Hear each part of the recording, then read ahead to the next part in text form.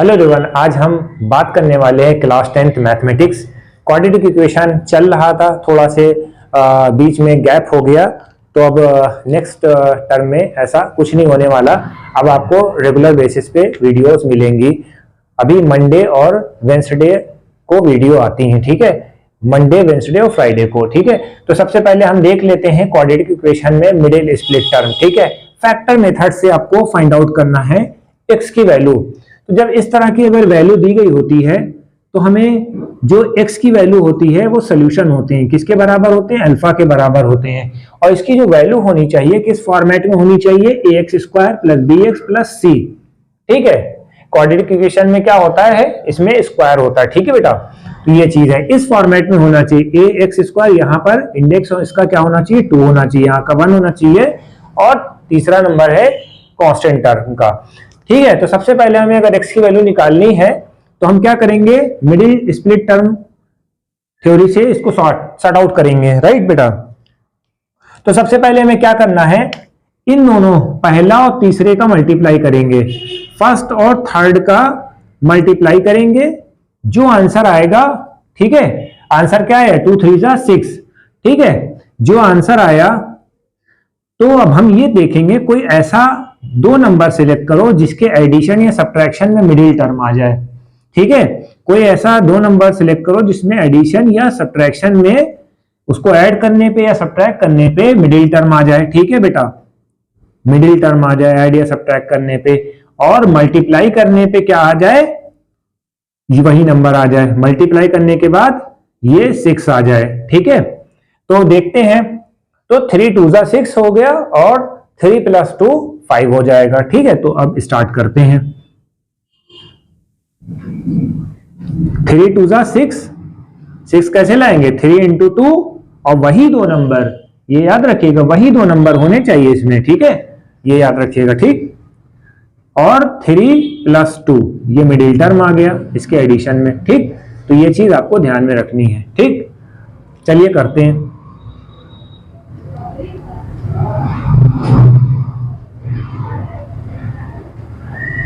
ये इससे मल्टीप्लाई हो जाएगा, ये इससे मल्टीप्लाई हो जाएगा, और ब्रैकेट ओपन हो जाएगा, माइनस अंदर आके प्लस को माइनस कर देगा,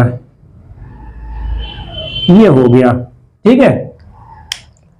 अब इसमें क्या हो गया, 4 टर्म हो गए, 3 टर्म थे 4 टर्म हो गए, अब इसमें कॉमन ले लिए, ठीक है। इसमें क्या कॉमन है, कुछ कॉमन नहीं है x के अलावा, तो 2x माइनस 3 ये कॉमन ले लिया। इसमें क्या कॉमन है, इसमें भी कुछ नहीं कॉमन है। जब कुछ नहीं कॉमन होता है तो हम क्या ले लेते हैं, 1 ले लेते हैं, क्योंकि 1 तो सब में कॉमन है, ठीक है। 2x माइनस 3 तो x माइनस 1 और x माइनस 3, तो x इज इक्वल टू 1 हो गया, और 2x इज इक्वल टू, तो x की वैल्यू 3/2 आ गई। इसको हम ले लेते हैं वैल्यू को, x की वैल्यू जो है हम 1 ले लेते हैं, कंसीडर कर लेते हैं, ठीक है। तो ये अगर सोल्यूशन पूछा जाएगा तो इस तरह का सोल्यूशन आपका आएगा, ठीक है। इस तरह का आपको देना पड़ेगा, ठीक है। तो ये हमारा क्वेश्चन हो गया आपका। अब हमें दूसरा क्वेश्चन लेना है। ये वाला क्वेश्चन क्वाड्रेटिक इक्वेशन का बहुत इंपॉर्टेंट होता है, ये आता है एग्जाम में, इसको हम देख लेते हैं। इसमें क्या करना होता है, अंडरवुड आ गया है, इसमें क्या है, अंडरवुड आ गया है। तो हम अंडरवुड को कैसे सॉर्ट आउट करेंगे, तो हमें थोड़ा सा लॉजिक लगाना पड़ेगा। देखिए मिडिल स्प्लिट टर्म में क्या होता है, 3 2 जा 6 होता है, ठीक है। ये तो हमें पता चल गया, इन दोनों का मल्टीप्लिकेशन करेंगे तो 6 आएगा। तो हम कैसे क्या करें, बीच में तो ब्रैकेट वाला नंबर रखा हुआ है, सॉरी अंडरवुड वाला रखा हुआ है, तो हम क्या करेंगे, तो इसको थोड़ा से और हम सोचते हैं कि हम इसको क्या करते हैं, सबको 3 2 जा 6 को हम क्या लिख सकते हैं, अंडरवुड 6, और अंडरवुड 6 का मल्टीपल क्या होता है, 6 होता है। अंडरवुड हमें लेना था, अंडरवुड 6 था, और यहां पर भी 6 था, तो हमने क्या करा, अंडरवुड 6 क्या हो जाएगा, 6 के बराबर हो जाएगा। और अगर हम इन दोनों का ऐड करेंगे तो हम क्या करेंगे, क्या मिलेगा हम लोगों को, अंडरवुड 6 और अंडरवुड 6 को हम ऐड करेंगे तो 2 अंडरवुड 6 आ जाएगा। तो मल्टीप्लीकेशन के केस में 6 आ गया, ठीक है, और एडिशन और सब्ट्रैक्शन के केस में 2 अंडरवुड 6 आ गया, ठीक है। इतना क्लियर हो गया। फिर हम आगे बढ़ते हैं, वैल्यू पुट करते हैं, चलिए देखते हैं।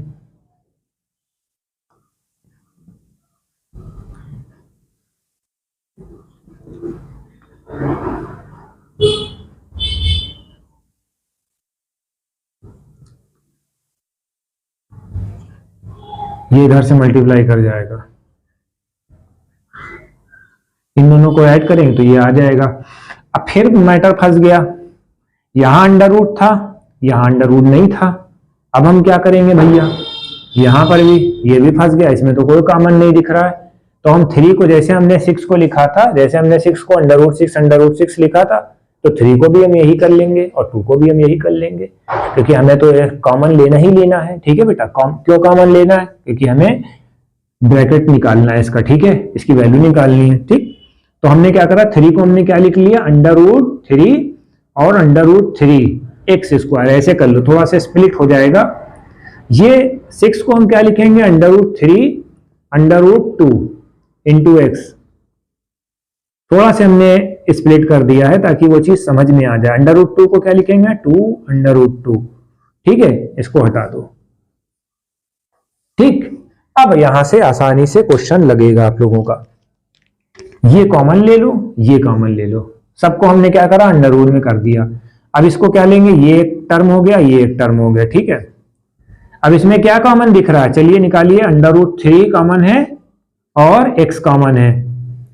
ठीक, जब अंडर रूट 3 कॉमन ले लिया हमने, क्या करा, तो ये under root 3 x minus under root 2 ये बचा। ठीक है, सेम एज इट इज इसमें अंडर रूट 2 इसमें कॉमन ले लिया हमने। ठीक है, तो under root 3 minus under root 2 ये होता है। इस तरह से क्वेश्चन आपका लगेगा। अब ये हो गया है, तो अब इसको देखिए, ये एक टर्म आ गया और ये दूसरा टर्म आ गया। ठीक है, इसमें क्या कॉमन है, ये कॉमन है, ये एक टर्म है, ये एक टर्म है, इन दोनों में ये कॉमन है, इसको बाहर निकाल लीजिए। तो ये बचेगा क्या, under root 3 x minus under root 2। अब x की वैल्यू निकाल लीजिए, प्रोडक्ट 0 के बराबर रख के x की वैल्यू निकाल सकते हैं। ये इधर चला जाएगा,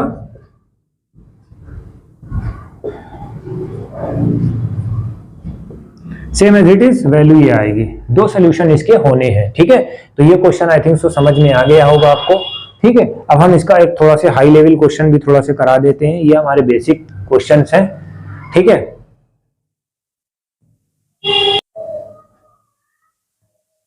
अब देखिए तीसरा क्वेश्चन आपको करना है।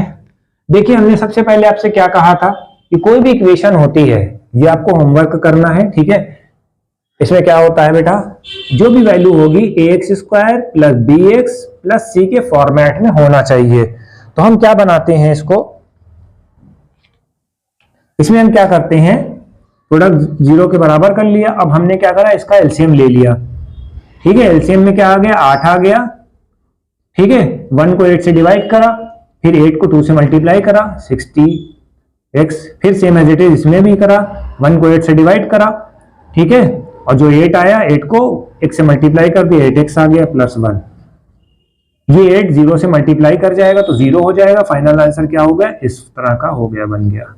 ये हो गया आपका। अब इसको आपको करना है। ठीक है, ये आपको कमेंट सेक्शन में करके बताना है। ठीक है, क्या है, 16 मतलब 16 हो गया, और कोई 2 नंबर आप सिलेक्ट करिए जिससे इसके मल्टीप्लीकेशन में 16 आ जाए और उसके एडिशन या सब्ट्रैक्शन में 8 आ जाए। तो ये आपको करना है। ठीक है, ये आपको डन करना है।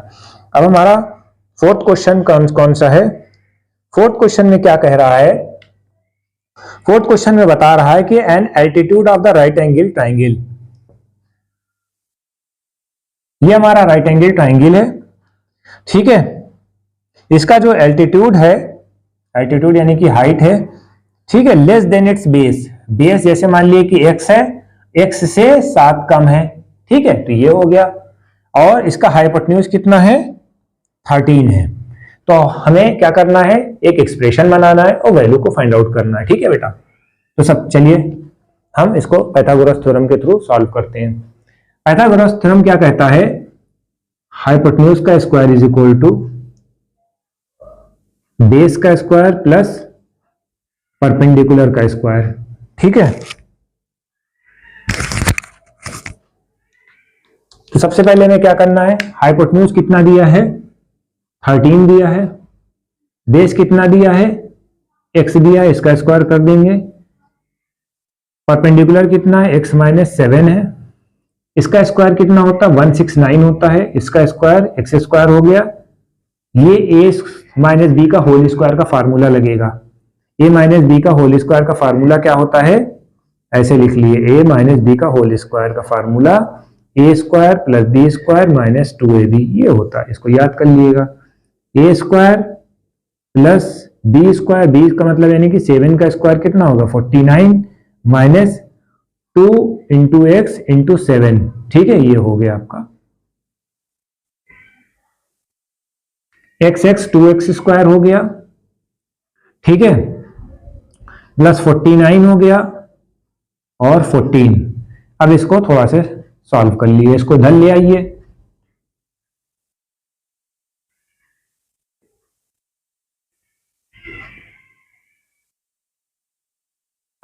कितना हो गया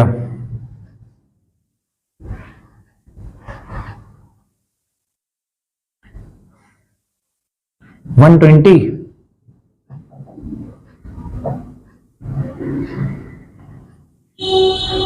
ठीक है 120 हो गया, ये 2 से कैंसिल आउट हो रहा है अभी भी, ठीक है, तो ये 60 हो जाएगा। तो x square minus 7x minus 16, ठीक है, तो इसको इस तरह से करना है। अब इसके हमें रूट्स निकालने हैं, ठीक है बेटा। तो हम कुछ ऐसा फंडामेंटल लगाएंगे कि ये आ जाए, इसको इधर करिए, ठीक है, इधर कर लीजिए, ये समझ में आ गया। अब हमारे पास 60 है, तो 1 इंटू 60 कितना हो गया 60 हो गया, और इसके एडिशन या सब्ट्रैक्शन में 7 आना चाहिए, तो क्या होना चाहिए 12 5 जा क्या होता है 60 होता है, और 12 माइनस 5 कितना होता है 7 होता है, हो गया।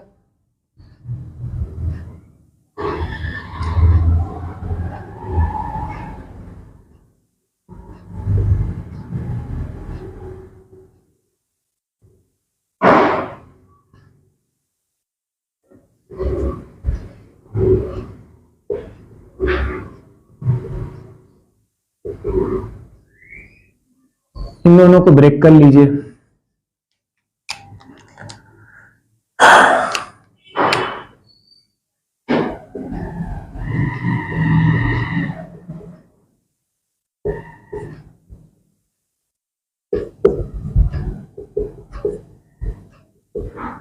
एक की वैल्यू क्या आ गई -5 आ गई, एक की वैल्यू 12 आ गई, x की वैल्यू हमारी 12 है, तो x की वैल्यू 12 है तो परपेंडिकुलर 7 कम था तो ये 5 आ जाएगी इसकी वैल्यू, ठीक है। तो इस तरह से ये वाला क्वेश्चन सॉल्व होगा। तो उम्मीद है कि ये वाले क्वेश्चन आपको समझ में आ रहे होंगे, ठीक है। एक क्वेश्चन हम और आपको थोड़ा से करा देते हैं।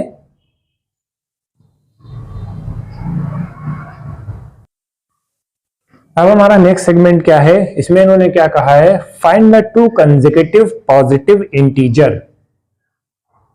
तो सबसे पहले वर्ड समझते कंसेक्यूटिव का मतलब क्या होता है। कंसेक्यूटिव का मतलब 1 के बाद 2, 2 के बाद 3, ठीक है। कंसेक्यूटिव यानी लगातार भी उसको कह सकते हैं, कंटिन्यूअस भी कह सकते हैं, ठीक है। मगर मैथमेटिकल टर्म में हम क्या करेंगे, जैसे मान ली कि x है तो x + 1 हो जाएगा, ठीक है। अगर इवन ऑड नंबर दिया गया तो इवन ऑड के रिस्पेक्ट में कर दिएगा। तो इसमें तो कुछ नहीं दिया है, ठीक है, इंटीजर बताया है बस। इंटीजर क्या होता है, प्लस भी हो सकता है, माइनस भी हो सकता है, 0 भी हो सकता है। तो आप सिंपली जो है एक x ले लो और x + 1 ले लो, ठीक है। सम ऑफ हुज स्क्वायर, इन दोनों का सम का स्क्वायर किसके बराबर होगा 365 के बराबर होगा, ठीक है। अब यहां से सॉल्व करना है, ठीक है, यहां से सॉल्व करना है।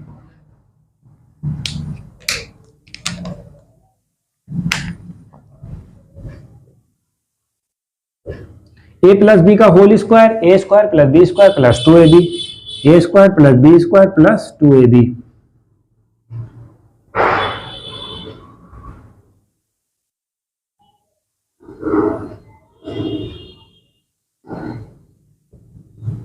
ये माइनस ये 1 इधर चला जाएगा, 364 हो जाएगा, ये 2 कैंसिल हो जाएगा,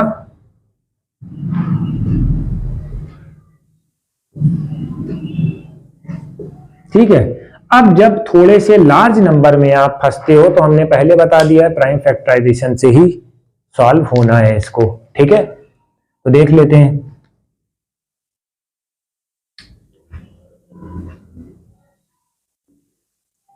यहां 2 है, 2 का मतलब इवन नंबर है तो हम इसको लेंगे, ठीक है। 91 आ रहा है तो ये 7 से कैंसिल आउट हो जाएगा क्योंकि 13 है, तो इसमें तो कुछ है ही नहीं, ठीक है।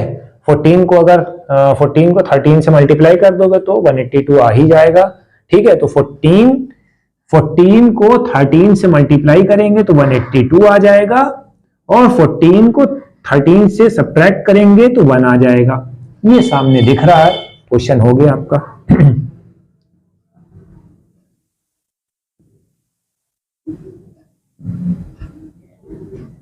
ये हुआ, ये हुआ।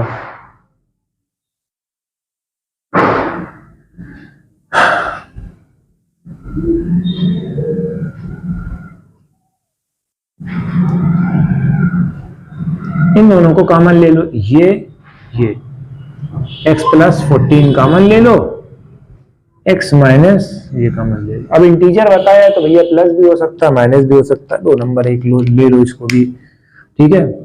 प्रोडक्ट 0 के बराबर कर देना सबको बेटा, प्रोडक्ट 0 के बराबर करना है तभी वैल्यू निकलेगी,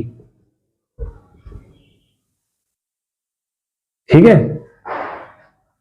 तो ये हमारे सारे क्वेश्चन हो गए। तो यानी कि अगर हम x की वैल्यू 13 ले लेते हैं तो नेक्स्ट वैल्यू 14 आ जाती है। इसमें अगर वैल्यू रखेंगे x की वैल्यू 13 है तो ये वाली वैल्यू 14 आ जाएगी। 14 क्यों आ जाएगी? 13 प्लस 1 कितना हो जाएगा? 14 होता है। तो ये हमारी छोटी सी वीडियो थी, हमने अभी इसमें प्लेन क्वेश्चन कराए हैं बुक से रिलेटेड, ताकि बुक के कॉन्सेप्ट ज्यादा से ज्यादा आपके क्लियर हो जाए।